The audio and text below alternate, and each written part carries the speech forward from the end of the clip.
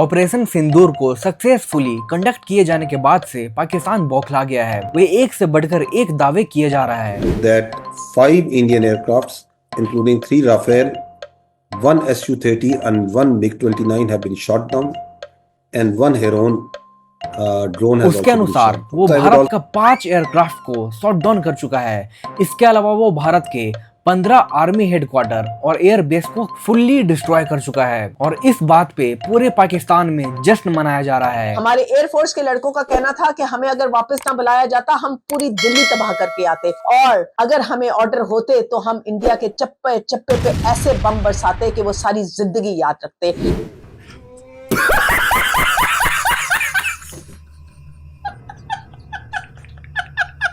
लेकिन इन सब के बीच जब उनके डिफेंस मिनिस्टर से किसी एक दावे का भी प्रूफ मांगा गया तो उन्होंने बताया कि ये सब सोशल मीडिया पे मौजूद है, यानी कि उनके अनुसार social media credible source of information है।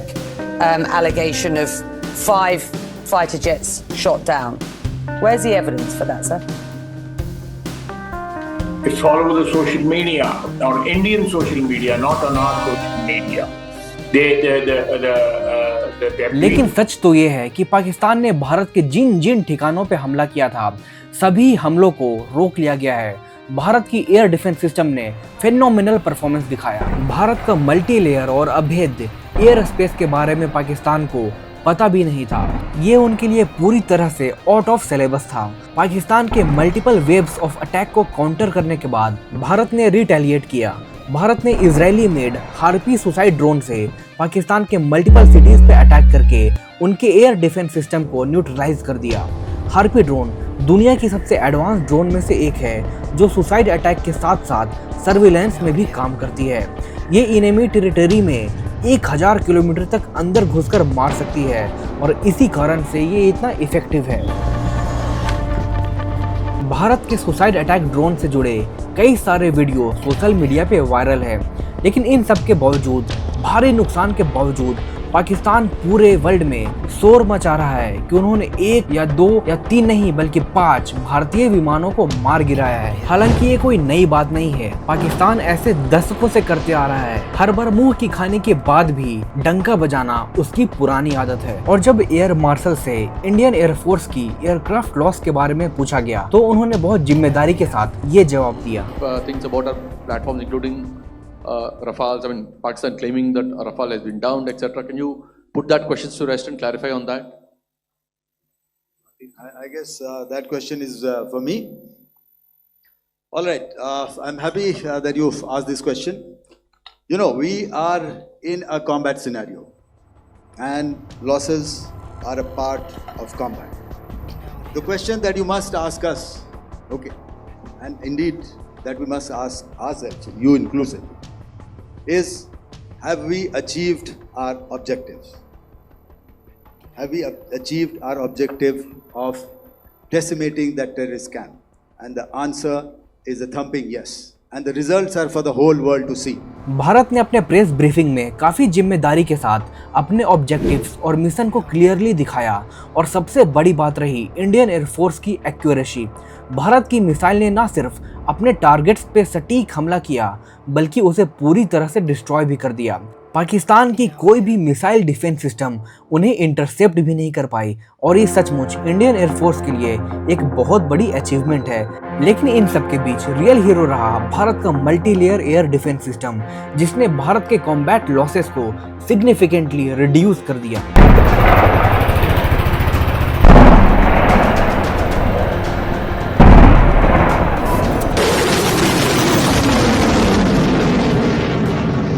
अब तक अपने भारत के S-400 ट्रायम्फ डिफेंस सिस्टम के बारे में अच्छे से जान लिया होगा और ये सचमुच काफी कारगर और बैटल टेस्टेड डिफेंस सिस्टम है जो कि छोटे से लेकर बड़े तक कई तरह की हाई स्पीड टारगेट्स को न्यूट्रलाइज कर सकता है।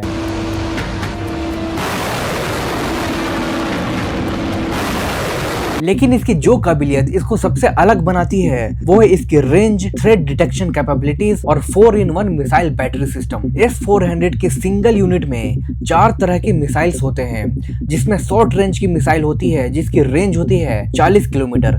इसके बाद मीडियम रेंज की मिसाइल होती है जिसकी रेंज है 120 किलोमीटर। इसके बाद लॉन्ग रेंज की मिसाइल जिसकी रेंज होती है 250 किलोमीटर और आखिर में होती है 400 किलोमीटर की रेंज वाली वेरी लॉन्ग रेंज मिसाइल। ये system in varieties of missile के दम पे शॉर्ट या फिर लॉन्ग रेंज के किसी भी तरह के टारगेट्स को डिस्ट्रॉय कर सकता है।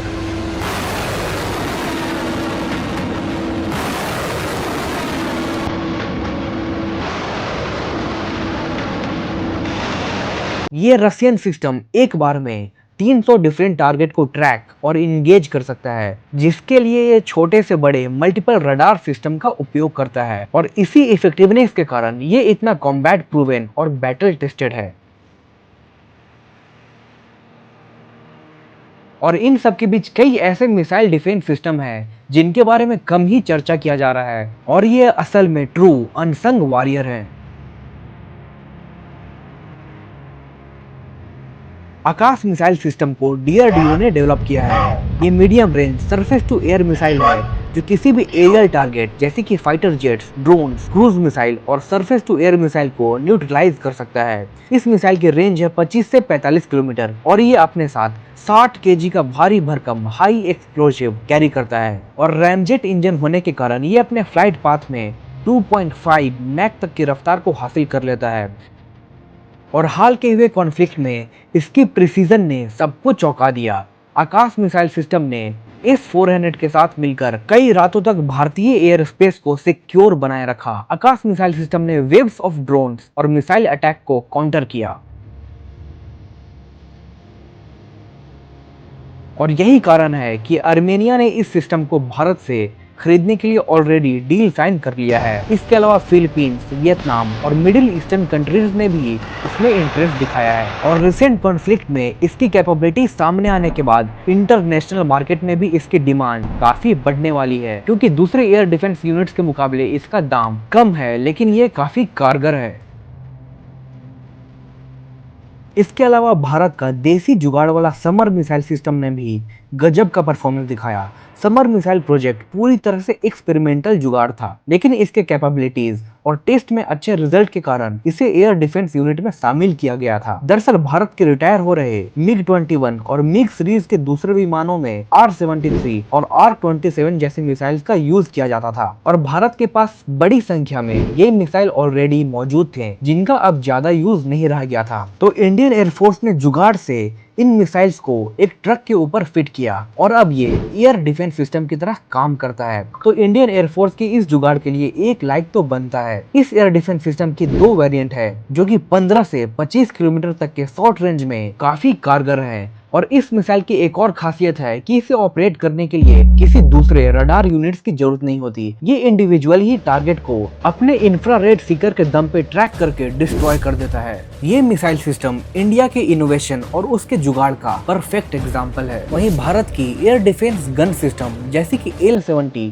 जिन्हें हाल ही में अपग्रेड किया गया था, ये सिस्टम्स भी मल्टीपल ड्रोन्स को काउंटर करने में काफी सक्सेसफुल रहे और कई ड्रोन्स और स्लो मूविंग टारगेट्स को मैन पोर्टेबल सिस्टम के द्वारा डिस्ट्रॉय किया गया। और इन सब के बीच एयर मार्शल ने पिचोरा सिस्टम की भी काफी तारीफ की। पिचोरा भारत की सबसे पुरानी एयर डिफेंस सिस्टम है और इस कॉन्फ्लिक्ट में उस सिस्टम ने भी उम्मीद से बेहतर परफॉर्म किया।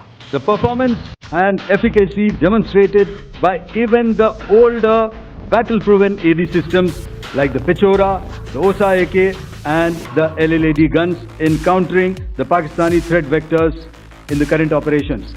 They were all modern generations, but these battle-proven systems stood the test of time and took them on head on.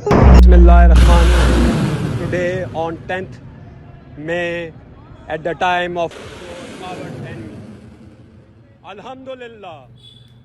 9 मई को पाकिस्तान ने अपने सबसे ताकतवर फतह 2 मिसाइल को दिल्ली की ओर लॉन्च किया। फतह 2 गाइडेड बैलिस्टिक मिसाइल है जो फ्लाइट पाथ के दौरान अपने ट्रैजेक्टरी को चेंज कर सकती है।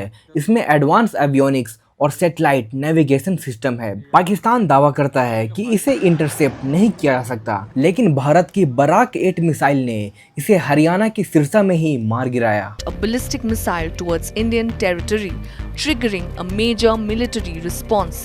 The missile, identified as Fateh 2, was intercepted over Sirsa, Haryana, before reaching its intended target, that is the national capital.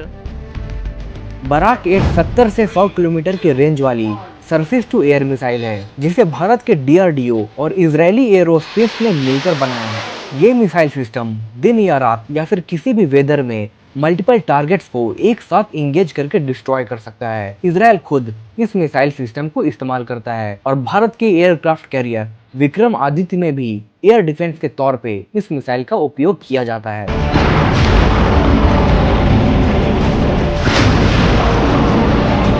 इन सब के अलावा भी कई ऐसे मिसाइल डिफेंस सिस्टम है जो भारत के गार्जियन ऑफ द स्काई है, जो भारत के एरोस्पेस को काफ़ी समय से सिक्योर करके रखे हैं और इन्हीं के कारण हम अपने घरों पे शांति से सो पाते हैं। तो इसके लिए कमेंट में जय हिंद जरूर लिखें और इस तरह के इंफॉर्मेटिव वीडियो के लिए हमारे चैनल क्यूरियोसिटी टीवी हिंदी को सब्सक्राइब कर दें। धन्यवाद।